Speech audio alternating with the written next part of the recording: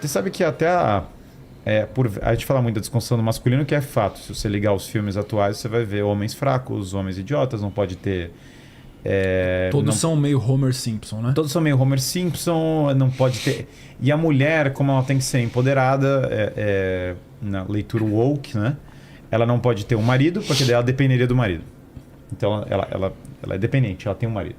Ela não pode ter um mestre, um pai, que é o mentor dela, porque dela dependeria de um homem. Também não pode ter um mestre homem, porque dela dependeria desse homem. E ela não pode amar alguém, porque se ela amar um homem, também ela depende desse homem. Então ela não pode ter mestre, pai, nem amar ninguém. Pode então ser frágil para amar. Ela também não pode ser frágil, na verdade, ela tem que surrar todos os homens da vida. Os homens da vida dela, Capitã Marvel, a Rey, etc. Ela tem que surrar todo mundo. A Mary Sue virou o arquétipo que você assiste na TV. E aí o homem, nessa narrativa, ele é um dos opressores. Então existe isso em toda uma literatura feminista sobre isso. Tem até algumas que falam da emancipação total das mulheres dos homens. Você vai apartar os homens completamente. E aí, a partir do momento que você tem a figura do homem como um tipo de opressor, o homem, então, ele está oprimindo a mulher toda vez que tem um relacionamento, aquilo é uma forma de opressão. Você vê alguns casos assim bem... Por exemplo, se ela é uma autora como, sei lá, Shulamit Firestone, né, que é uma feminista da segunda onda do feminismo, que ela fala até da emancipação total das crianças, né? Então, a gente viveria em comunas sexualmente liberadas, em que as mulheres não trabalham mais. Ironicamente... chega um ponto que as mulheres já não deveriam trabalhar porque agora as máquinas vão sustentá-las, sei lá, e as crianças estão emancipadas, um negócio muito louco.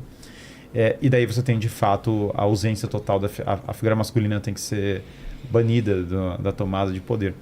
E quando você chega nessa leitura que o homem fundamentalmente é opressor, é natural que a mulher vai olhar para o homem com desconfiança. Porque, óbvio, né? Se ele é uma fonte de opressão, de tirania e de violência, então ele é uma figura oprimida. E aí o homem também... Aí vem o problema dos homens jovens.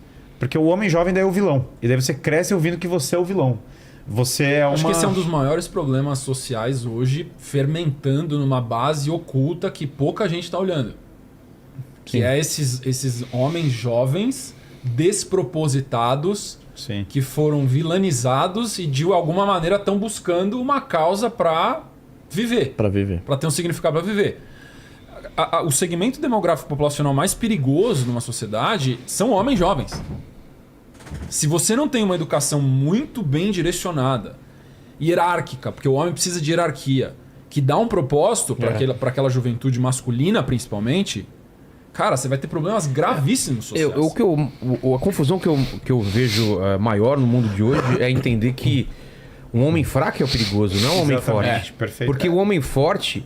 Ele sabe da força dele, sabe da capacidade dele, ele mede a força, mede as ações dele. Agora, um homem fraco é capaz de qualquer coisa. E outra coisa, ele tem opções, Vilela. O homem forte tem opções. Exato. Aquela questão... Então, o homem fraco é muito perigoso, cara. É muito perigoso. Só existe virtude na força. É isso. Porque na fraqueza não tem virtude. Você não tem autocontrole na fraqueza. É isso. O cara que ele não tem a capacidade de desferir perigo... Esse cara, ele no fundo, ele não é... Eu não tô falando só forte física, tô falando mental. Sim, exato. Física. Se ele não pode causar algo... Fala, esse cara aqui... Ele pode causar algo. Ele protege alguém, ele é responsável por alguém. E o homem fraco é aquele que foge. Sim. É o covarde. A gente assistiu um filme esse final de semana que dava raiva do cara, velho. Aquele... Como que é? Speak No Evil lá, que, cara, o cara não tomava decisão, era a mulher que tinha que fazer tudo. E o cara, sabe, cada vez a situação piorando e ele com medo e não tem nem a ver com força, é de decisão mesmo. Falar, vamos fazer isso. Sim. Força de decisão. O cara pacífico de verdade é o cara que poderia não ser e escolhe ser. Esse é o detalhe da coisa. A virtude da coragem, ela é a capacidade de vencer males para fazer o bem. Se você não consegue aguentar nenhum mal para fazer o bem, você não tem paciência, ou não tem perseverança, ou é covarde, ou você é totalmente determinado por uma situação externa, você não consegue realizar o bem. Então a coragem ela é primordialmente da alma. É a alma que tem a virtude da coragem. A questão física, ela ajuda a forjar a coragem na alma. Então, sei lá, por que eu fico convencendo as pessoas a fazerem jiu-jitsu ou falo, cara, entra no treinamento físico, faz 1 hora de exercício todo dia. Porque quando o seu corpo não é frágil, isso facilita para sua alma ser forte. Não é que determina, porque tá cheio de gente... Facilita. É um fator influenciador. Isso, tá cheio de gente que, sei lá, o cara é bolado, mas não é corajoso no sentido mais profundo da coisa, existe isso. Mas é óbvio que a coragem física, você ser confrontado a ameaças do ponto de vista físico, desafios e superação. Você vê isso em atletas, em pessoas que têm que superar uma série de coisas. Facilita a virtude, facilita a sua capacidade de lidar com isso quando aparecer uma situação dessa. Você vê que é muito menos comum um arte marcialista ser covarde. Sim. Muito menos comum. Não. Porque o método da forja, da força... Assim como é muito menos comum ser relativista, né? Sem dúvida. Não tem como. Você não relativiza um tatame, não relativiza, não tem jeito. Eu acho que eu sou forte, meu amigo, ou você é ou você não é. Dentro de um tatame não tem jeito. Depende do ponto de vista. Não tem como. O cara, é que assim, aí vem o ponto. E aí muito do problema dos relacionamentos tem a ver com a falta de virtude. Porque o cara não tem autocontrole, ele não sabe não qual é o sistema. Isso é o homem e a mulher, eles não têm autocontrole, eles não estão pensando... E aí tem outro ponto, na verdade, para unir as pessoas tem que ter um valor superior que une elas. Uhum. O erro do relacionamento moderno, na minha leitura, é que você está buscando uma validação emocional, financeira. Sim. Você está buscando alguma coisa muito material e imediata. Sim. Só que a alma humana anseia por algo mais profundo, por algo espiritual, por algo maior. E quando você não tem um sistema de valores que une as pessoas que é maior do que o imediato, na hora que esses problemas materiais aparecerem, você começa a desfazer o relacionamento. Porque, com certeza. Porque ninguém está acostumado a vencer a si mesmo. Então o cara está lá e ele tá lá na... ele é uma pessoa preguiçosa, ele é uma pessoa covarde, ele é uma pessoa fraca em vários aspectos. A mulher também está querendo uma série de coisas, que é expectativas, cria expectativas infinitas, que não vai atender. Na verdade é o seguinte, quando você amar a pessoa, envolve um elemento de ordem.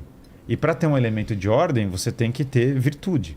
Não tem como ser de outra maneira. Amar a pessoa na desordem não tem como. Imagina, tudo é o caos, né? E aí tudo é uma bagunça, e tudo é uma confusão, e tudo é um drama, e tudo não sei o quê. Você não consegue manifestar o amor, porque simplesmente é o caos absoluto. Sendo que quando você tem uma força interior para uma série de coisas, você coloca a ordem, você para as coisas. Então, um exemplo clássico de uma casa. O pai e a mãe, eles falam assim, não vou corrigir meus filhos em nenhuma hipótese.